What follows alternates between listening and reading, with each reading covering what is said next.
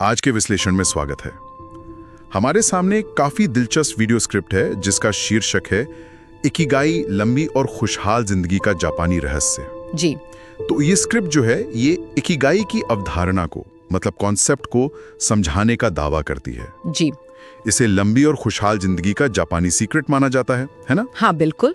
इसमें बताया गया है कि भाई इकिगाई आखिर है क्या, इसे कैसे खोजा जा सकता है और जापान के ओकिनावा द्वीप के जो लोग हैं उनकी जीवन शैली की वो खास आदतें क्या हैं जो उनकी लंबी उम्र से जुड़ी मानी जाती हैं। सही। तो चलिए जरा इस विषय की गहराई में उतरते हैं, देखते हैं क्या है इसमें। स्क्रिप्ट की शुरुआत होती है इकिगाई के अर्थ से, मतलब जीने की वजह। ये विचार जापान के ओकिनावा से जुड़ा है, एक ऐसी जगह जहां दुनिया में सबसे ज्यादा शतायु यानी 100 साल से ज्यादा जीने वाले लोग रहते हैं। बिल्कुल। और यहाँ दिलचस्प बात यह है कि स्क्रिप्ट के मुताबिक इकिगाई सिर्फ एक शब्द नहीं है बल्कि जीने का एक पूरा दर्शन, एक फिलॉसफी है। अच्छा। ये 4 मूल तत्वों के संगम पर आधारित है। पहला, वो काम जो आपको बेहद पसंद है। दूसरा, वो जिसमें आप माहिर हैं, मतलब स्किल्ड हैं। तीसरा, जिसकी दुनिया को जरूरत है। और चौथा, जिसके लिए आपको पैसे मिल सकते हैं, मतलब पेड वर्क। स्क्रिप्ट कहती है कि जब ये चारों चीजें मिलती हैं ना, हाँ, तब इकिगाई का अनुभव होता है।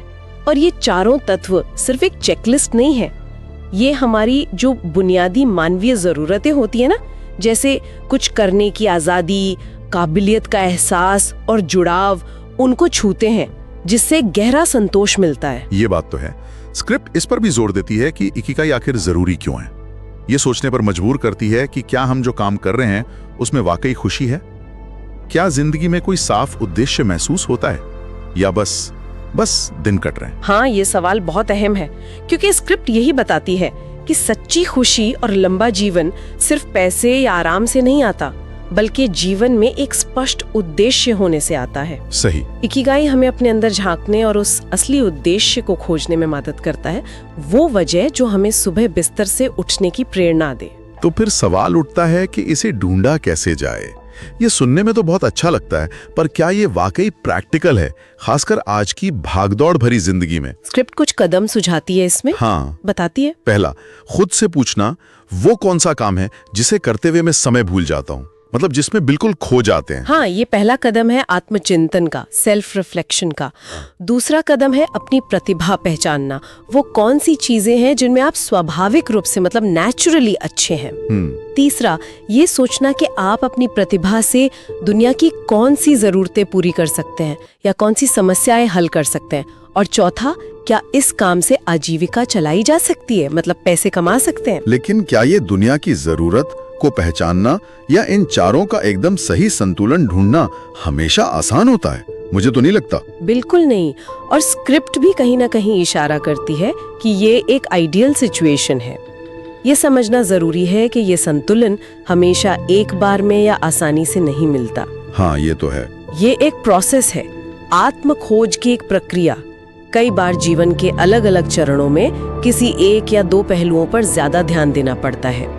महत्वपूर्ण ये है कि हम इन सवालों पर सोचते रहें, कोशिश करते रहें। और ये आत्मखोज सिर्फ काम तक ही सीमित नहीं है, जैसा कि ओकिनावा के लोगों की जीवन शैली से पता चलता है ना? स्क्रिप्ट में उनकी वो 10 आदतें भी बताई गई हैं। सही कहा, बिल्कुल सही। स्क्रिप्ट इन्हें इकिगाई के नियम कहती है और ये दिखाते हैं कि इकिगाई जीवन के प्रति एक होलिस्टिक अप्रोच है, एक समग्र नजरिया। अच्छा, क्या है वो नियम? इसमें कई चीजें शामिल हैं, जैसे कभी पूरी तरह रिटायर्ड ना होना, मतलब हमेशा कुछ न कुछ करते रहना, सक्रिय रहना, जीवन की रफ्तार धीमी रखना, मतलब हड़बड़ी नहीं, संतुलन साधना। ये जरूरी है आजकल। और पेट सिर्फ 80% भरना, जिसे हारा हाची भूख कहते हैं वो लोग, मतलब संयम रखना खाने में, अच्छे दोस्त बनाना और सामाजिक रूप से जुड़े रहना, रोजाना थोड़ी कसरत या चहलकदमी करना। और इसके अलावा स्वस्थ आदतें अपनाना, प्रकृति से जुड़ना जैसे गार्डनिंग वगैरह, ध्यान या माइंडफुलनेस का अभ्यास करना, रोज छोटे छोटे लक्ष्य रखना ताकि एक दिशा बनी रहे, और जाहिर है अपना इकिगाई खोजना और उसके अनुसार जीना। ये नियम सिर्फ अच्छी आदतें नहीं है, ये दरअसल वो जमीन तैयार करते हैं जहां इकिगाई का बीज पनप सके।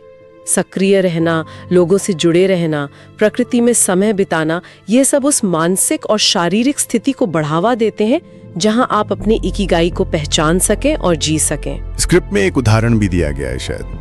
हाँ, एक उदाहरण है, जैसे मान लीजिए कोई है जिसे कहानी लिखना पसंद है, उसमें हुनर भी है, लोग उसकी कहानियां पढ़ना भी चाहते हैं और वो किताबें या ब्लॉग लिखकर पैसे भी कमा सकता है, तो उसका इकिगाई कहानी कहना यानी स्टोरी टेलिंग हुआ। अच्छा, समझा। बिल्कुल, ये उदाहरण दिखाता है कि इकिगाई कैसे व्यवहारिक रूप ले सकता है।